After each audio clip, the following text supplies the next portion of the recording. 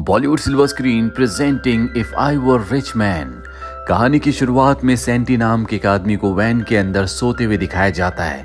दरअसल उसके पास इस वक्त रहने के लिए घर नहीं है, इसीलिए वो वैन में सो रहा है। तभी वहां पर एक पुलिस ऑफिसर आती है और कहती है कि तुमने अपनी गाड़ी को गलत जगह पे पार्क किया है, इसीलिए मैं तुम्हारा चालान काटूंगी। और वो उसका चालान काट कर वहां से निकल जाती है। जिसके बाद सैंटी अपने काम पर जाता है, लेकिन आज उसे काम से भी निकाल दिया गया है। सैंटी बहुत ज्यादा परेशान होता है। वो गाड़ी से इस जगह से निकल जाता है, पर एक बार फिर से उसकी किस्मत उसका साथ नहीं देती। उसकी गाड़ी का फ्यूल खत्म हो जाता है और अब वो पैदल ही पेट्रोल पंप तक जाता है, जहां पर उसका क्लासमेट जॉब करता है। वो कहता है कि जल्दी हमारे कॉलेज के फ्रेंड्स की एक रीयूनियन होने वाली है, वहां पर सब आएंगे और तुम्हें भी आना होगा। सैंटी कहता है इससे पहले मुझे अपनी वाइफ से मिलना है, हमारी एक लीगल मीटिंग है। दरअसल सैंटी और उसकी वाइफ का डिवोर्स होने वाला है।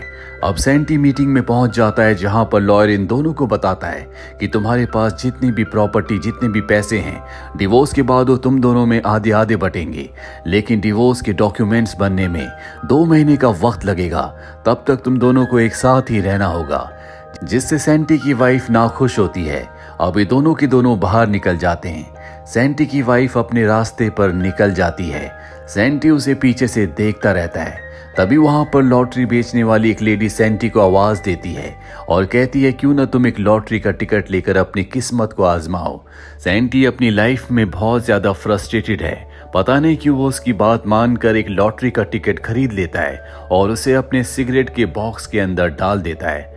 अब शाम को वो अपने कॉलेज की रीयूनियन पार्टी में जाता है, जहां पर उसके सभी दोस्त आए होते हैं। यहाँ पर एक लड़का भी होता है जिसका नाम मारियो है, जो बचपन में स्कूल के कॉलेजेस के दिनों में बहुत मोटा हुआ करता था, लेकिन अब वो बहुत स्मार्ट, हैंडसम और एक कामयाब इंसान बन चुका है। सैंटी की जो वाइफ होती है वो मारियो के साथ होती है। वो सैंटी को बताती है कि जिस सुपरमार्केट में मैं काम करती हूँ, वहां का नया बॉस अब मारियो है। दरअसल मारियो से वो बहुत ज्यादा इम्प्रेस है और ये बात सैंटी को बिल्कुल पसंद नहीं आती, इसीलिए वो वहां से चला जाता है।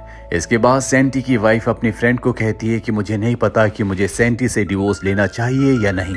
अभी तक ये बात मैंने अपने पेरेंट्स को भी नहीं बताई। वही सैंटी अब घर आ जाता है, जहां वो सोने से पहले अपने सिगरेट के बॉक्स को कचरे के डिब्बे में डालकर सो जाता है। सुबह उसकी वाइफ अपने काम पर जाने से पहले सारे कचरे को बाहर फेंक देती है। कुछ देर के बाद सैंटी उठता है। वो वॉशरूम में जब नहा रहा होता है, तभी रेडियो पर लॉटरी की न्यूज आती है। उसमें एक नंबर बताया जाता है, साथ ही ये भी बताया जाता है कि अभी तक इस नंबर को किसी ने क्लेम नहीं किया। तभी सैंटी को याद आता है कि एक दिन पहले उसने भी एक लॉटरी टिकट खरीदा था और अब वो सीधा बाहर कचरे के डिब्बे के पास जाता है, जहां पर उसे अपने सिगरेट का बॉक्स मिल जाता है। वो उसे अपना लॉटरी का टिकट निकालकर उस पर नंबर देखता है और ये वही नंबर होता है जो रेडियो पर अनाउंस किया गया था। दरअसल सैंटी की $25 मिलियन की लॉटरी लगी है, इसीलिए सैंटी बहुत खुश होता है और ये बात बताने के लिए वो अपनी वाइफ को कॉल करता है, लेकिन उसकी वाइफ उसका कॉल रिसीव नहीं करती। इसीलिए वो उसके सुपरमार्केट जाता है। जब वो पार्किंग में होता है तो देखता है कि उसकी वाइफ उसी के क्लासमेट के साथ, जिसका नाम मारियो है, गाड़ी में बैठी हुई है और वो एक दूसरे को किस कर रहे हैं। इस बात से नाराज होकर वो वहां से चला जाता है, पर सच तो ये होता है कि उसकी वाइफ मारियो को किस नहीं कर रही थी, बल्कि उसे किस करने से रोक रही थी। पर जिस एंगल से सैंटी ने देखा था, उसे ऐसे ही लग रहा था जैसे वो दोनों एक दूसरे को किस कर रहे हैं। और अब सैंटी बैंक जाता है, जहां पर बैंक का पूरा स्टाफ उसी आदमी के बारे में बात कर रहा होता है जिसका 25 मिलियन का लॉटरी का टिकट निकला है। और जब सैंटी वहां पहुंचता है तो लोग उसके हाथ को देखते हैं जिसमें टिकट होता है। सैंटी घबरा जाता है, वहां से निकल जाता है, पर बैंक के मैनेजर ने बात ऑब्जर्व कर ली होती है, इसीलिए वो सैंटी के पीछे पीछे आता है। हालांकि सैंटी अपनी गाड़ी लेकर वहां से निकल जाता है, लेकिन वो देखता है कि बैंक मैनेजर उसी की गाड़ी में है। दरअसल वो चाहता है कि सैंटी उसके प्रोजेक्ट्स में इन्वेस्ट करे। वो सैंटी को अलग अलग तरह की सलाह दे रहा होता है और तभी वहां पर वही पुलिस ऑफिसर आ जाती है जिसने सैंटी का पहले चालान काटा था। वो कहती है कि तुम अपनी गाड़ी अच्छे से नहीं चला रहे। बैंक मैनेजर वहां पर आता है और उसे बताता है कि सैंटी का 25 मिलियन का टिकट निकला है, यानी कि उसने $25 मिलियन की लॉटरी जीती है। ये सुनकर उसे खुशी होती है और पुलिस ऑफिसर उसे कॉन्ग्रेचुलेट करके वहां से निकल जाती है। जिसके बाद बैंक मैनेजर उसे एक रेस्टोरेंट में ले ले जाता है और उसे बहुत सारी फाइनेंशियल एडवाइस देता है। यहाँ पर सेंटी भी उसकी बात मान जाता है और कहता है कि अब तुम मेरे फाइनेंशियल एडवाइजर होंगे। वो ये भी बताता है कि मेरी वाइफ से मेरा बहुत जल्दी डिवोर्स होने वाला है, जिसके बाद मुझे जीत की आधी रकम उसे देनी होगी।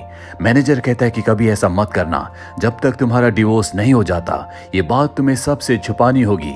हालांकि सेंटी ऐसा नहीं करना चाहता, वो अपनी वाइफ से प्यार करता है, लेकिन जब ये बाहर निकलते हैं तो वो देखता है कि मारियो के साथ उसकी वाइफ इसी रेस्टोरेंट में आ रही है, जिस बात से उसे एक बार फिर से गुस्सा आता है और वो जानबूझकर वहां पर खड़े गार्ड की कैप पहन लेता है ताकि उसकी वाइफ को ऐसा लगे कि वो यहाँ पर जॉब कर रहा है।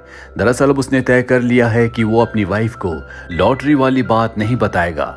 इसके बाद वो मारियो से मिलने जाता है क्योंकि उसकी वाइफ ने मारियो से उसकी सिफारिश की है ताकि उसे जॉब मिल जाए। मारियो इंटरव्यू के दौरान उसे बहुत नीचे दिखाता है और उसे सामान उठाने का यानी कि लोडिंग अनलोडिंग का काम दे देता है। और उन्हें क्या पता कि अब सेंटी वो सेंटी नहीं रहा जिसे वो पहले जानते थे। अब वो $25 मिलियन का मालिक है। सेंटी अब शॉपिंग करने के लिए जाता है। वो बहुत महंगी महंगी चीजें खरीदता है और इनके घर के बाहर जो इनका स्टोर रूम होता है जिसे कभी नहीं खोलते, वहां पर छुपा देता है। साथ ही सेंटी के जो लोकल ब्रांड्स होते हैं वो उन ब्रांड्स का सामान निकालकर उनके अंदर महंगे महंगे ब्रांड्स का सामान डाल देता है ताकि उसकी वाइफ को उस पर शक ना हो।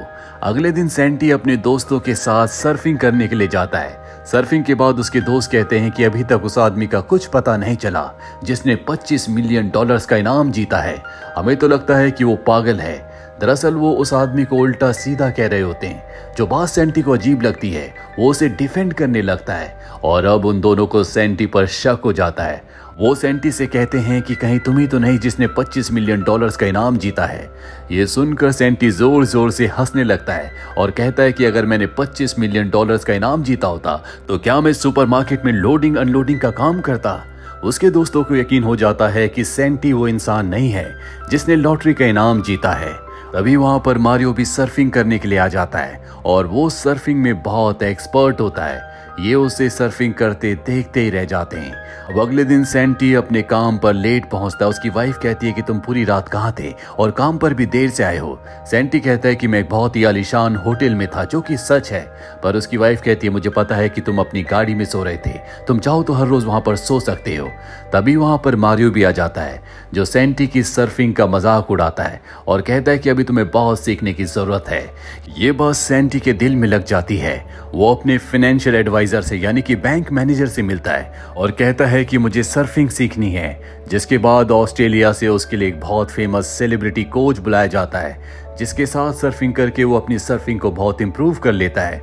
साथ ही वो अपने पुराने ओनर के पास जाता है और उसे मुंह मांगे दाम देकर उसकी बोट को खरीद लेता है। वो ओनर उसे देखता ही रह जाता है क्योंकि वो पहले उसी की बोट पर काम करता था और जब उसने उसे बोट से काम से निकाला था तो उसने अपना टॉयलेट उससे साफ करवाया था। और अब चेक देने के बाद सेंटी भी ऐसा ही करता है। वो कहता है कि तुम्हें टॉयलेट साफ करके जाना होगा, इसीलिए उसे टॉयलेट साफ करना पड़ता है। और अब जब वो अपने घर की तरफ जा रहा होता है तभी उसके दोनों दोस्त उसे देख लेते हैं।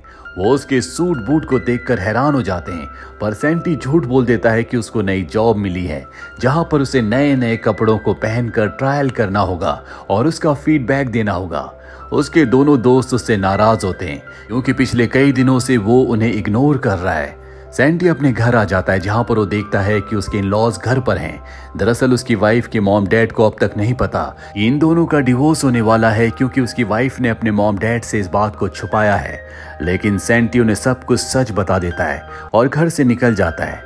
सेंटी अब अक्सर रात को बड़े होटल्स में स्टे करता है, लेकिन वो अपनी इस लग्जरी लाइफ से बोर हो चुका है।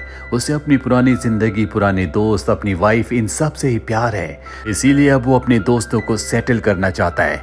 उसका दोस्त जो पेट्रोल पंप पर काम करता है, वहां पर एक लेडी आती है और कहती है कि तुम्हारे क्या लुक्स हैं, हमें अपने सनग्लासेस के लिए एक मॉडल की जरूरत है। हम तुम्हें साइन करना चाहते हैं जिसके बदले हम तुम्हें $1 मिलियन देंगे। ये सुनकर वो हैरान हो जाता है। वो अपने दोस्तों के पास जाता है जहाँ पर सैंटी भी होता है और उन्हें बताता है कि मुझे मॉडलिंग का एक असाइनमेंट मिला है जिसमें मुझे $1 मिलियन मिलेंगे। सैंटी को इस बात से हैरानी नहीं होती क्योंकि ये सब सैंटी ने ही किया है। अब जो उसका दूसरा दोस्त होता है, जब वो अपने घर पर जाता है तो उसकी वाइफ कहती है कि तुम्हारी एक दूर की आंट ने अपनी वसीयत में से $1 मिलियन तुम्हारे लिए छोड़े हैं। ये जानकर वो खुश हो जाता है, जबकि वो उस आंट को जानता तक नहीं जिसने उसे $1 मिलियन दिए हैं। वही हमें सैंटी को दिखाया जाता है जो बैंक मैनेजर से मिलता है। बैंक मैनेजर उसे बताता है कि मारियो बैंक आया था, वो लोन लेना चाहता है ताकि उस सुपरमार्केट को लॉस में दिखाए और सभी एम्प्लॉयज को निकाल दे, जिसके बाद उस सुपरमार्केट के ओनर से इस सुपरमार्केट को खरीद ले। सैंटी अब काम पर जाता है जहां पर वो अपनी वाइफ को बताना चाहता है कि मारियो क्या प्लान कर रहा है, लेकिन मारियो आसपास ही होता है, इसीलिए वो अपनी वाइफ को नहीं बता पाता। उसकी वाइफ उस पर बहुत गुस्सा हो जाती है। वो कहती है कि तुम हमेशा काम पर लेट आते हो, कभी कभी तुम आते भी नहीं हो। मैं तुम्हारी जिम्मेदारी उठाते उठाते थक चुकी हूँ, तुम अपना सामान लेकर घर से निकल जाओ। सैंटी इस बात से परेशान होकर सुपरमार्केट से निकल जाता है। तभी उसके दोस्त वहां पर आ जाते जिनके पास एक बहुत महंगी कार होती है। वो सैंटी को भी कार में बिठा लेते हैं। सैंटी उन्हें समझाता है कि जो पैसे तुम्हारे पास हैं उन्हें तुम्हें ऐसे बर्बाद नहीं करना चाहिए, बल्कि अपनी फैमिली पर खर्च करना चाहिए ताकि तुम्हारी फैमिली को एक अच्छा भविष्य मिल सके। वो कहते हैं कि तुम हमसे चलते हो, हम अमीर हो गए और तुम वैसे के वैसे ही हो। सैंटी अब सच बोल देता है। वो कहता है कि जो $1 मिलियन तुम्हें मिले हैं वो मैंने तुम्हें दिए हैं, तो टेक्निकली ये कार मेरी है। उसके दोस्तों को उसकी बात पर यकीन नहीं आता। अब वो एक बार फिर से कार चलाते हैं। कार का बैलेंस बिगड़ने की वजह से वो ऊपर खाई से समंदर की तरफ गिरने लगती है और तभी सैंटी चिल्लाकर कहता है कि वो लॉटरी का टिकट मैंने ही जीता था। उसके दोस्तों को यकीन हो जाता है। रात को ये सब बहुत पार्टी करते हैं। सैंटी अपने दोस्तों को खुश देखकर बहुत एंजॉय करता है। अब अगले दिन जब सुबह वो अपनी वाइफ के साथ उसके घर पर होता है, तभी मारियो का कॉल आता है। वो मारियो से बात करना शुरू कर देती है और ठीक उसी वक्त सैंटी भी एक लड़की को कॉल करता है जो काफी वक्त से उसे चेज कर रही थी। दरअसल वो एक स्कॉट है, लेकिन सैंटी ने कभी उसके साथ कोई गलत काम नहीं किया। पर जब उसकी वाइफ देखती है कि सैंटी किसी लड़की से बात कर रहा है तो उसे बहुत गुस्सा आता है। वो अपनी फ्रेंड से मिलने जाती है और उसे सब कुछ बताती है। उसकी फ्रेंड कहती है कि शायद अब भी तुम सैंटी से प्यार करती हो। अब जब इस सुपरमार्केट जाते हैं तो मारियो सबको बताता है कि सुपरमार्केट बहुत लॉस में चल रहा है, इसीलिए जल्दी हम इसे बंद करने वाले हैं, जिसका मतलब ये है कि सबकी जॉब जाने वाली है। सारे के सारे एम्प्लॉयज बहुत उदास होते हैं। सैंटी अपनी वाइफ के पास जाता है और कहता है कि मैं आज रात को तुम्हारे साथ डिनर करना चाहता हूँ। उसे लगता है कि आज भी वो उसी के पैसे खर्च करवाएगा। सैंटी कहता है कि मैं इतना भी गलत इंसान नहीं हूँ। रात को घर पर वो डिनर का अरेंजमेंट करता है, जहाँ पर सैंटी से बातें करते हुए उसकी वाइफ बहुत ज़्यादा इमोशनल हो जाती है, जिसके बाद सैंटी उसे लॉटरी वाली बात बता देता है। उसकी वाइफ को उस पर विश्वास नहीं होता, इसीलिए वो घर के सामने अपने स्टोर रूम में उसे ले जाता है, जहां पर हर एक लग्जूरियस चीज होती है, साथ ही सैंटी के एम्प्लॉयज भी। पर उसे इस बात पर बहुत गुस्सा आता है कि अब तक सैंटी ने उसे ये बात क्यों नहीं बताई, इसीलिए वो सैंटी को घर से निकाल देती है। वही सैंटी का वो दोस्त जो फिजूल खर्ची कर रहा होता है, उसकी वाइफ भी उसे बहुत डांटती और घर से निकाल देती है। ये सब के सब बार में मिलते हैं, जहां पर इनका वो तीसरा दोस्त जिसने सन ग्लासेस की ऐड की थी, वो भी परेशान होता है क्योंकि शूट के बाद उसका वीडियो तो वायरल हो गया था, लेकिन कमेंट्स बहुत ज्यादा नेगेटिव थे, जिसके लिए वो दोनों के दोनों सैंटी को ब्लेम करते हैं और कहते हैं कि तुम्हारी वजह से हमारी जिंदगी में परेशानी आई, और वहां से चले जाते हैं। सैंटी अपने मैनेजर से मिलता है और उसे बताता है कि मैंने एक और प्लान बनाया है, जिसके बाद शायद हम कभी ना मिलें। वो दोनों इमोशनल होकर गले मिलते हैं। वही सैंटी की वाइफ को दिखाया जाता है, जिसे उसकी दोस्त कहती है कि सैंटी को $25 मिलियन मिले हैं, डिवोर्स के बाद $12.5 मिलियन तुम्हें मिलेंगे, तुम्हें खुश होना चाहिए। लेकिन वो खुश नहीं होती और तभी उसके मोबाइल पर एक मैसेज आता है जो कि बैंक की तरफ से होता है। दरअसल सैंटी ने $12.5 मिलियन उसके बैंक में उसके अकाउंट में ट्रांसफर कर दिए हैं और अब वहां पर एक आदमी आता है। उसके हाथ में डिवोर्स के पेपर होते हैं जो सैंटी ने भिजवाए थे। सैंटी ने उन पर साइन कर दिया था और अब बस उसे साइन करना था, जिसके बाद सैंटी से उसका डिवोर्स हो जाएगा। उसकी दोस्त कहती है कि इन पर साइन करो और बेवकूफ सैंटी से हमेशा के लिए छुटकारा पाओ। वो कहती कि नहीं, मैं अब भी सेंटी से प्यार करती हूँ और सेंटी को बेवकूफ़ कहने का हक सिर्फ मेरा है, और ये कहकर वो वहाँ से चली जाती है। तभी उसे पता चलता है कि सुपरमार्केट एक बार फिर से खुल रहा है, यानी कि अब किसी की जॉब नहीं जाएगी। वो सुपरमार्केट जाती है जहाँ पर वो मारियो को किसी से फ़ोन पर बात करते हुए सुनती है और उसे पता चल जाता है कि ये सब प्लान मारियो का था। वो जानबूझकर सुपरमार्केट को बंद करवाना चाहता था ताकि बाद में वो इसे खरीद ले। वो मारियो से कहती है कि सेंटी बिल्कुल ठीक कहता था, तुम एक घटिया इंसान हो, और अब वहां से निकल जाती है। तभी बैंक का मैनेजर उसके पास आता है और कहता है कि मारियो को जॉब से निकाल दिया गया है और अब जो मारियो की पोजीशन है वो पोजीशन आपको दी जाती है। वो समझ जाती है कि ये सब सेंटी ने किया है। वो पूछती है कि सेंटी कहाँ है। वो बताता है कि सेंटी हमेशा के लिए इस देश को छोड़कर जा रहा है। वो भागते हुए एयरपोर्ट जाती है जहां पर सेंटी उसे दिख जाता है और वो सेंटी को एक थप्पड़ मारती है क्योंकि वो उसे छोड़कर जा रहा था। इसके बाद ये एक दूसरे के गले लग जाते हैं। अब 1 साल बाद का वक्त दिखाया जाता है जहां पर सेंटी अपनी वाइफ के साथ बहुत खुश है। उसके सभी दोस्त सेटल्ड हो चुके हैं। साथ ही उसका वो दोस्त जिसने सनग्लासेस की ऐड की थी, उसके 2 मिलियन सब्सक्राइबर्स हो चुके हैं। और तभी वहां पर जमीन हिलना शुरू हो जाती है और हम देखते हैं मारियो जो ऊपर से नीचे आ रहा होता है, जो कि अब पहले की तरह बहुत मोटा हो चुका है। और इसी के साथ ही फिल्म ये कहानी यहीं पर खत्म हो जाती है। उम्मीद करते हैं कि ये कहानी आपको पसंद आई होगी।